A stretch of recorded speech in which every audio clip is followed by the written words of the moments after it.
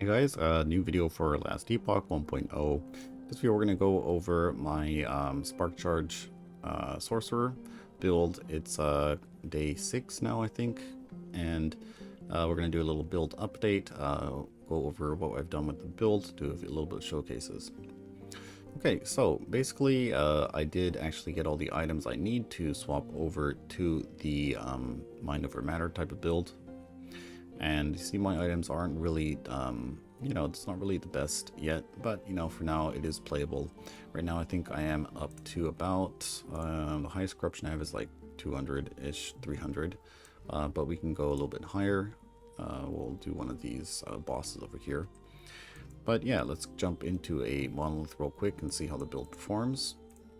So let's do a Shade of Orbis over here. Alright, so we are missing some damage reduction from our items, but so far it is pretty good. It's not really like immortal, say, but damage is definitely, or defense and damage is definitely pretty decent, I'd say. And it will only get better from here once we get better items and that kind of stuff. I think the main thing I'm missing right now is some armor.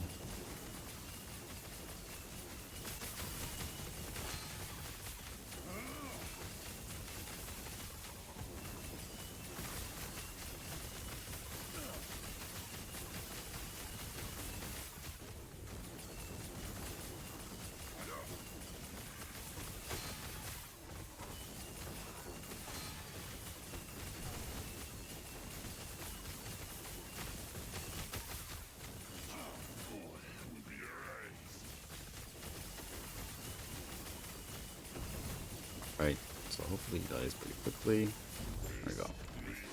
Hey, we got boots. Alright, so that's a Shade at 300 corruption, and let's go jump into a monolith. And let's see what it looks like.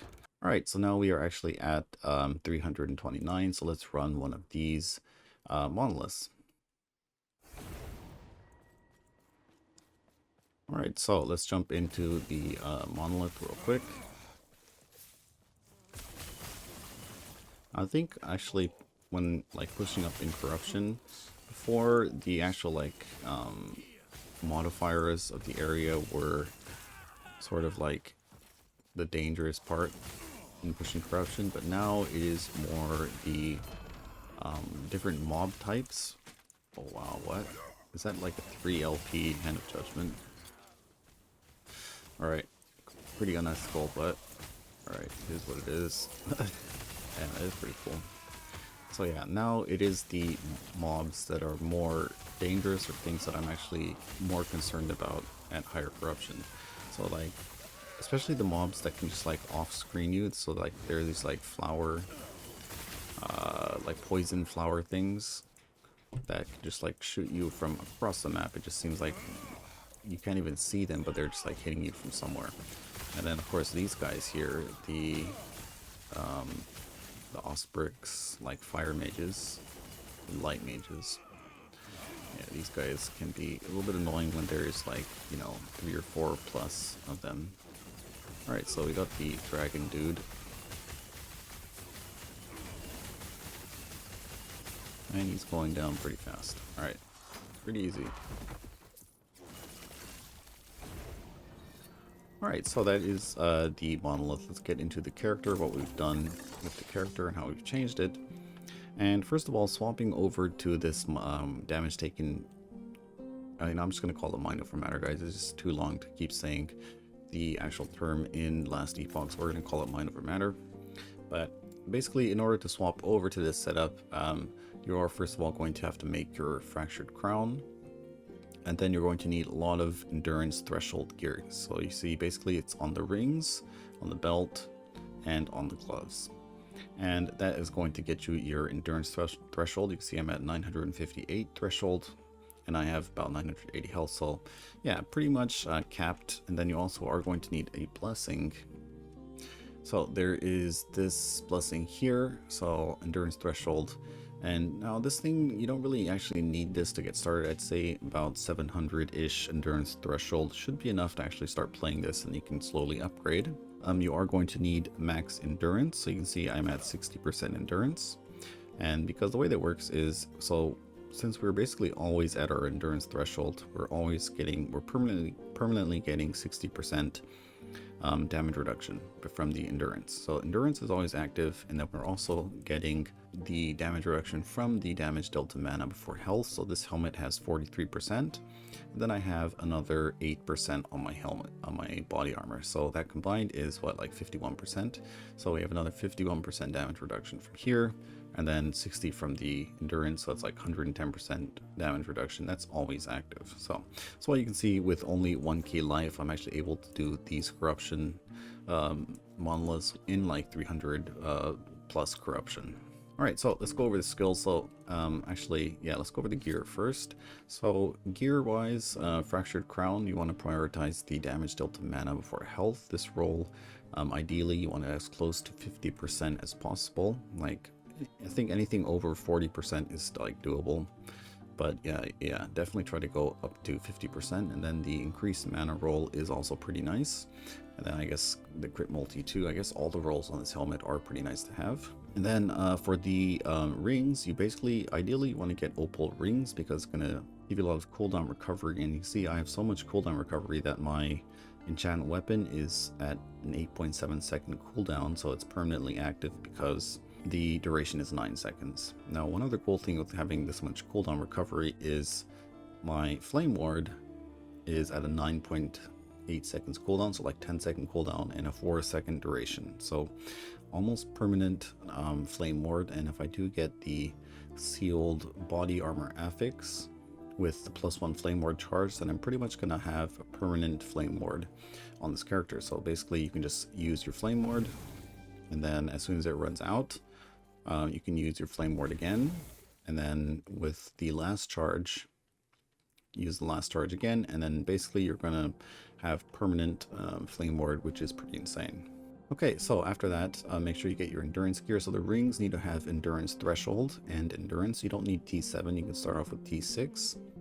And getting a good roll on the endurance is pretty important, because if I had all of these endurance rolls maxed, I wouldn't need to have endurance on my gloves, so I can go for another affix like armor and reduce damage from critical strikes, or frailty, or armor shred, and stuff like that. So basically that's the rings. Try to get high endurance threshold, and then a good roll on your endurance, and then if you can, intelligence, right? And then after that, I think the best roll is going to be strength to give you more increased armor. Okay, so for the belt, same thing here. We want endurance threshold and cooldown recovery speed. And after that is just kind of whatever you can put on there. And for the gloves, so we do need this plated gauntlets base, because this does give endurance on the implicit. After that, you do want to get endurance threshold and then melee attack speed. And for your last suffix, so you need to have 60% endurance. If you don't have 60%, then just put endurance on the last suffix. If not, then you put on either armor shred or frailty, or reduced damage from taken from critical strikes. Okay, so for the boots, you want to have your movement speed, right? So you can, if you want to move fast, prioritize movement speed. If not, then get intelligence on the exalted intelligence. Then after that, basically cooldown recovery, and then you can get resists on here, or reduce damage taken from crits, I guess, it'd be good. Alright, so for the body armor, there's a couple of things you can do. I like to get exalted intelligence, and then +2 to mana strike. You can also get a sealed flame ward charge on the body armor instead of the damage dealt to mana for the health. And I think ideally once you get a good fractured crown with like 50% damage dealt to mana for health, then you can actually just drop this completely. I mean, I don't really think it's viable to sustain like 70% or 80% mind over matter on like currently. Maybe you can, but I always had mana problems when I tried to go over 50%, so something to keep in mind. Okay, so for the weapon, we're using Dragoras Claw still. I did get a good exalted, legendary one with the increased melee attack speed. This is tier 7. And then this time instead of crit multi, the base I had like mana and this mana and mana regen on it, so I decided to just keep it, and it did actually transfer over, so that's kind of cool. For the amulet, I'm still using a strong mind, so this one I got some mana on there and armor shred, and I guess good rolls here is going to be lightning pen, mana, armor shred, frailty. And I guess on the weapon too, melee attack speed, probably the best one you can get, and then either this mana roll or crit multi or crit chance, and then either armor shred or frailty on this. Okay, Fragment of Enigma, I still can't buy LP items yet. You can see my rank is not really high enough you gotta be rank 8 to buy those, so pretty soon we'll be able to get one. Let's see, so for the relic as well, Stormcarved Testament, this one is pretty insane. Because first of all, it gives you a lot of fizz resistance, which is pretty handy. 12% lightning pen, some spell lightning damage. We get shock chance, which is kind of cool. We got lightning resistance, and we get like 90 mana. So, and then also attunement, which actually gives us more mana. So this relic is probably gonna be best in slot, I think. As for the idols, I'm still using the same idols, and then except I've swapped all of my small idols to mana and resistance, basically. Yeah, so that is the gear. Let's go over the skills. The way we've changed the skills up, basically, I've removed this whole area here, and now we're going into the critical mana node, so we can actually get some good mana sustain. And Frostclaw hasn't really changed. Enchant weapon, I have gone back up to Thundering instead of Zap. And the reason for that is since we are now stacking quite a bit of mana, the Mana Spark node here is actually going to give quite a bit of flat lightning damage. You can see our Mana Strike is actually doing a decent amount of damage at 24, 23k. Not really a lot, but yeah, it's not really needed. I think you can still go for Zap if you want. Flame Ward, pretty much nothing has changed except I've removed this cast when stun because it just was proccing way too much and it's eating up all my Flame Ward charges, so took that out. I'm using it manually. Lightning Blast hasn't really changed either. Okay, so as for the blessings, let's go over them real quick. Let's look at them over here. So Age of Winter, we're gonna get the Endurance Threshold, and then Spirits of Fire. We have Frailty right now, but ideally want this to be armor. And then we have all resistances, and Ending the Storm, we have Lightning Shred. Black Sun, this one needs to be crit multi. I'll probably do this next. So that's blessings, that's the character, and so far been pretty good. You know, still a lot of optimizing to do on the character, but so far I think it is working out pretty good. I don't know, I think 300 corruption is close to like what 500 was before. I'm not really sure about that, but yeah, the monsters are definitely getting a lot harder.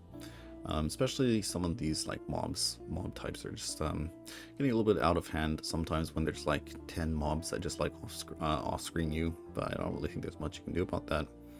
But yeah, that's gonna be it for this one, guys. Thanks for watching, and I'll see you next time.